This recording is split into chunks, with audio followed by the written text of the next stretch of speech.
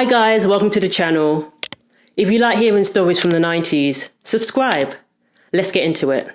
Ms Dynamite is a singer and MC from Kentish Town, North London, known for helping to put UK garage music into the mainstream. Born Naomi McLean Daly in 1981 to a Scottish mother and a Jamaican father, she is the eldest of 4 siblings. Her younger brother Akala is also a rapper in the music industry. So where's Ms Dynamite? And why did she disappear from the music scene? Ms Dynamite's early childhood helped her to become the resilient person she is today. Such resilience is what helped her break into the music scene and to have a successful career. Her parents divorced when she was just 2, and she eventually had a hand in raising her younger siblings. Her mother was a primary school teacher and her father was a plumber, and the family lived in Benbecula, an island off the Outer Hebrides, off the west coast of Scotland. After the divorce, her mother took the kids to live in North London. As a single mother, she struggled financially, and from a very early age, Naomi had to deal with a lot of tragedy. Now, trigger warning, we are going to talk about infant loss and miscarriage. Naomi's mother, Heather, went on to have 5 more children, but they all died shortly after birth or at the time of birth. She had also suffered miscarriages. My mum had 5 children as we were growing up that died at birth or shortly after birth. That was the hardest thing, and I grew up with a lot of anger and frustration. I didn't have a lot of faith. When my mum was going to have another baby, we weren't excited. We were thinking another one is going to die. It wasn't a nice thing. Birth wasn't a beautiful feeling in my house. I also found it difficult because I had an older brother who died of cot death before I was born. I grew up feeling angry he wasn't around. If I got into trouble, I'd go into my room and talk to him. When Naomi went on to become a mother herself, pregnant with her first child, she wrote the song Afraid to Fly. Anger so immense and rage so deep, each time he took one away from me. It's only now I see they were angels too good to be here in this hell on earth, so he set them free. Only now I see, now I'm sure, I don't want any more brothers and sisters growing up in this cold world of war. She said she wrote that song to come to terms with loss and to not be angry anymore. And most of her music is about the challenges she went through growing up. Then at 13, Naomi's mother was diagnosed with cancer. Another reason why she had to grow up so quickly. She became a caregiver to her mother and continued to help with her siblings. Her mother said, from an early age, Naomi had to take on a lot of responsibility. When I was 8 and worked nights, she was babysitting the other children. She was my rock. At 15, the pressure became too much for Naomi, so she ran away from home and ended up moving into a hostel, where she began getting into drinking and smoking, but she still remained close with her mother. She said she hated being treated like a child, despite all the responsibility she had to take on, so she left. I was there 100% for my mum when she was ill. But when she recovered, something in me went. I felt a deep sense of frustration, but I didn't know why.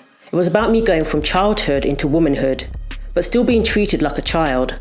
I'd had enough, so one day I just told my mum I was leaving. I think every teenager goes through that though, but at the time it's hard for them to understand that their parents just want to protect them. While living in the hostel, Naomi finished school and gained 9 GCSEs and 3 A-levels, including English literature and media studies. She was offered a place at Sussex University, but turned it down to focus on her music career. So her friend offered her a presenter's slot on a pirate radio station, and that's where her desire for the music industry began. The show was successful and she was offered more work, and the radio station was picked up by Freak FM. Then she actually started performing. She performed one time with So Solid Crew and even appeared on one of their singles. So her music career essentially came about by accident.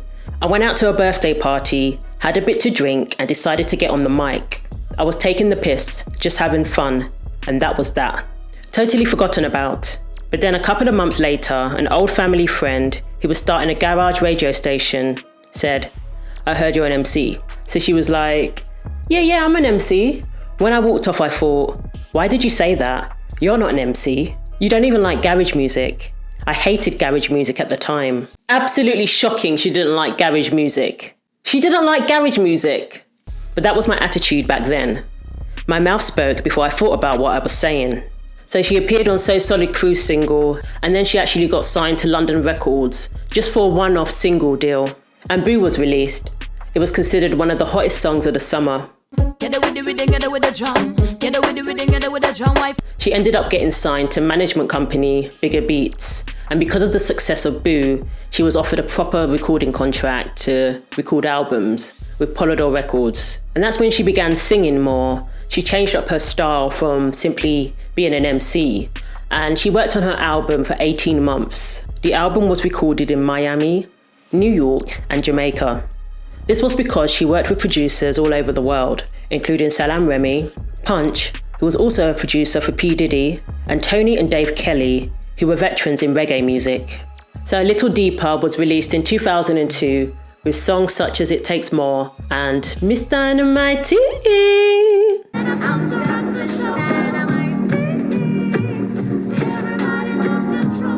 The album was released the following year in the US to critical acclaim. She even made an appearance on Saturday Night Live, which was hosted by Queen Latifah for that episode. NME said, "Okay, so we can get our heads around the fact that there's two Ms Dynamites, the mighty garage girl of Boo and the slick R&B songstress of It Takes More. What's harder to compute is the disparity between the two. How can one be so raucously compelling and the other so interminably effing boring?" What? These American journalists are brutal. It ends with, "Before the creeping blandness takes control, A Little Deeper promises everything. The opening anti-drugs rant finds Daily growling, F coke, F ecstasy. My music gets me as high as I need." That's a cool lyric. That's quite clever. The fantastic reggae shuffle of Dynmaite E follows, and you have to agree with her. Put Him Out, despite its standard scrub-baiting lyric, is nicely shouty, with Khaleesa-like electroid flourishes. But after the awesome It Takes More, a bugaboo amidst the morass of emotions, and the hysterically orchestrated Afraid to Fly, it all goes a bit, well, name any slick US R&B type and you'll get the idea. Naomi Daly is going to be a star, but she may have to weather a lot of garage heads, claiming sellout along the way. She'll do well to listen to them, because this is a damp squib of a debut. But she has some positive reviews. She was actually called the UK's answer to Lauryn Hill. They compared her to other rappers like Lil' Kim, who goes a lot harder. And they said that, Naomi had a more positive spin to explaining what's going on in the world. The Tennessean said, "Thankfully, the venom-spewing sex kitten isn't the only form female rappers take in hip-hop. There are those, such as UK artist Ms Dynamite, and South Central Los Angeles-born T-Love, who melt socially conscious poetry with a hard, bitter aesthetic." Ms Dynamite's penetrating debut album, A Little Deeper, succeeds in that it could be a wrenching oral interpretation of inner city struggle. The story is told from the lens of the young underclass, which deals with the uncertainties of love and the tempestuous surroundings that thwart quiet aspirations. On the card pulling It Takes More, Dynamite calls out those celebrity musicians whose behaviours lead her people to ruin. "Tell me about how many Africans died for the baguettes on your Rolex," she unflinchingly asks.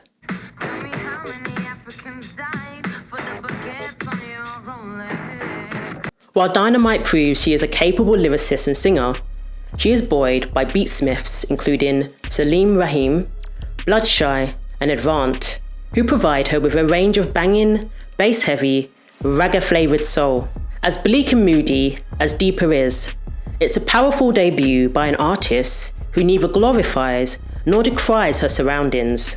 She merely offers her candid perspective, sharing stories of love, loss, hope, and agony. She gets it. A Tacoma from the Tennessean. She gets it. Ms Dynamite's A Little Deeper, called England's answer to Lauryn Hill, Ms Dynamite delivers a hip-hop debut that is positive thematically. She's anti-drugs, anti-gangster lifestyle, and smart musically. Ultimately, the critics commended her for taking a different approach to most rappers, and in the US, she was signed to Interscope.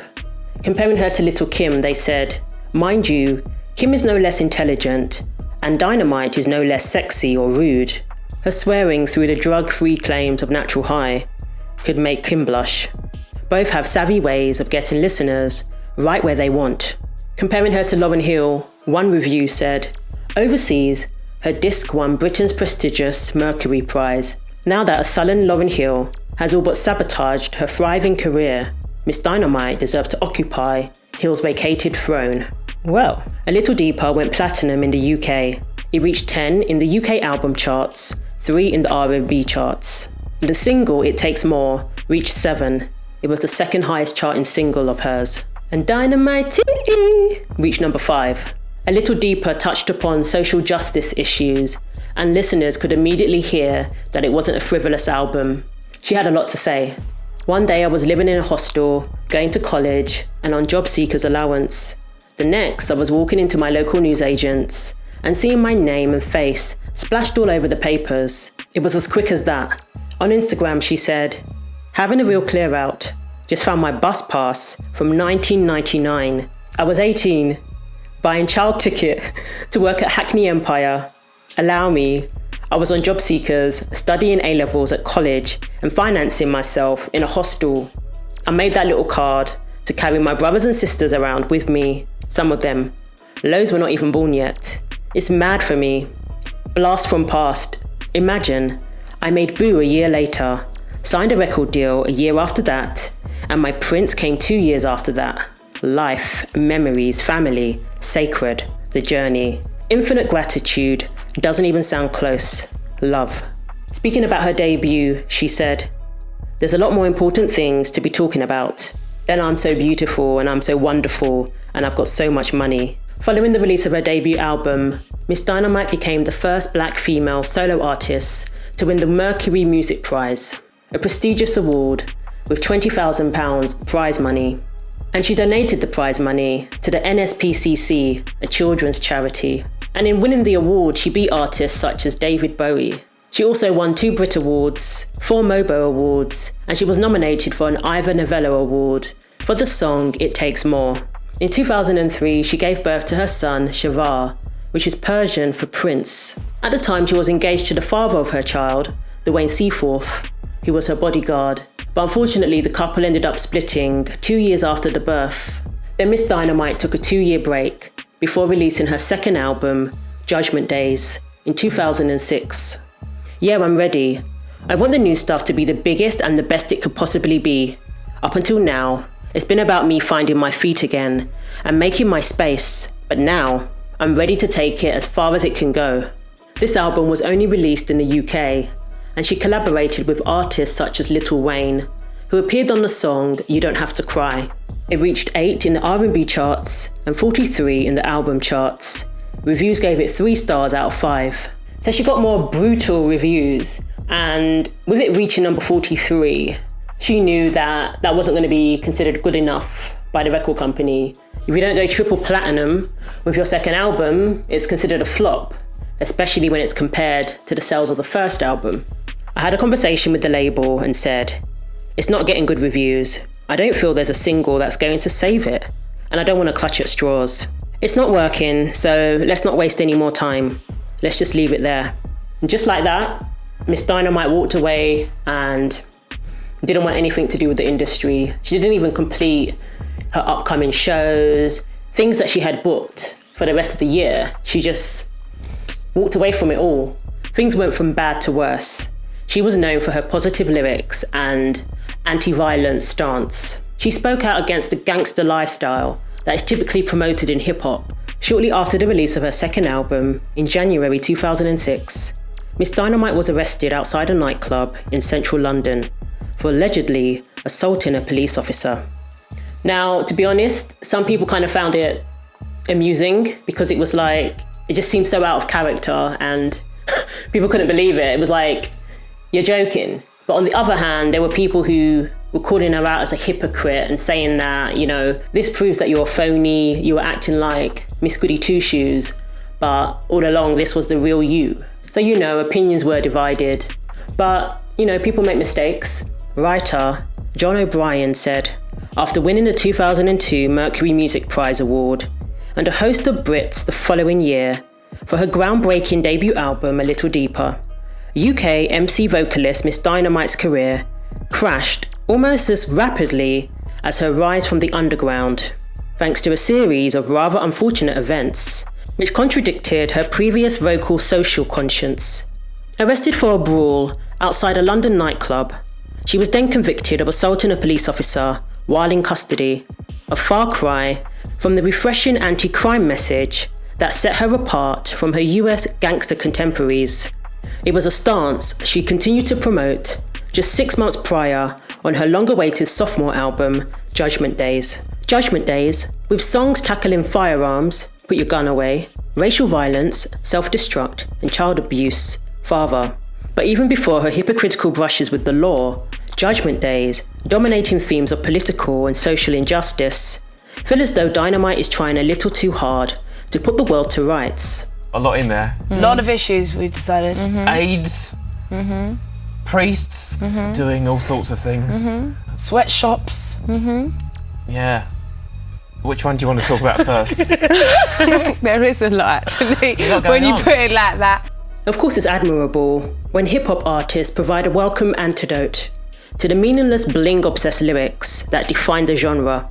But whereas a little deeper showed some restraint, even flashes of humour in her unique dissection of British life, the pure anger and constant preaching on Judgment Days makes you feel like you're being repeatedly battered over the head at a highly fraught protest march, particularly on Tony Blair's baiting Mr. Prime Minister.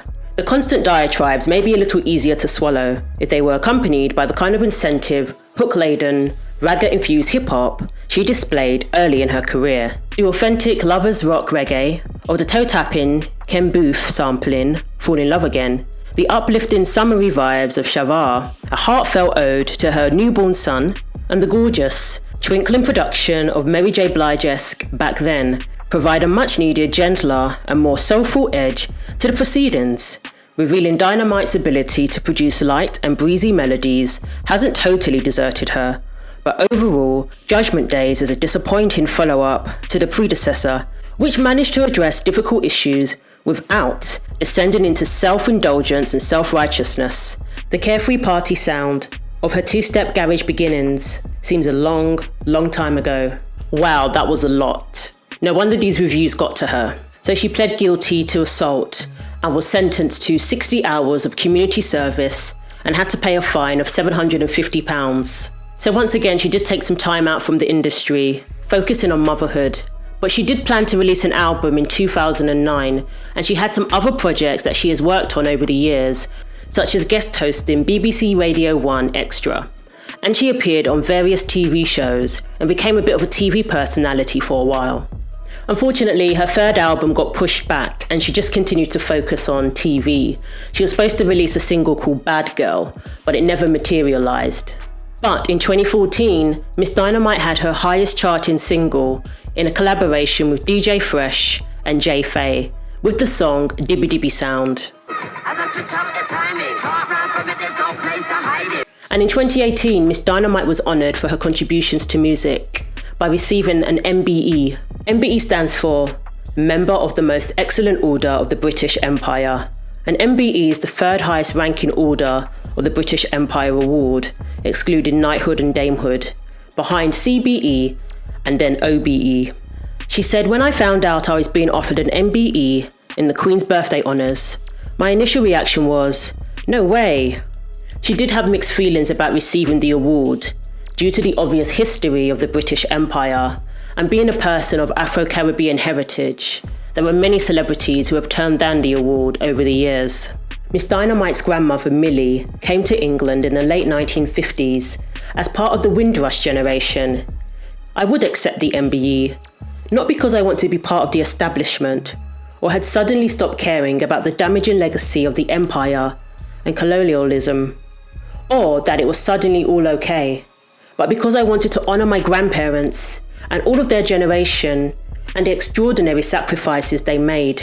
And I'm sure her grandparents would be proud to know that what they went through paved the way for their granddaughter and for future generations. So Ms Dynamite does keep a relatively low profile. She doesn't post too often on social media, and for the longest time, she barely even posts pictures of herself, Most of her posts were inspirational quotes to encourage people and to touch upon the issues that were affecting people over the years. Her last post was in 2020. Speaking of fame, she said, "Fame and I are really not the best of friends. People noticing me everywhere I go is not the part of my job that I enjoy. People scare the life out of me sometimes. I like space and quiet. I appreciate people's enthusiasm and support, like at record signings, but it's overwhelming too." As for her net worth, I've seen anything from £1 million to £6 million, so who knows.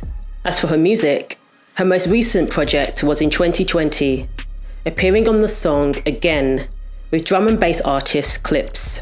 So she does go back to music from time to time, especially to feature with other artists, but no word from her on a third album, and it has been a while since we've seen her around.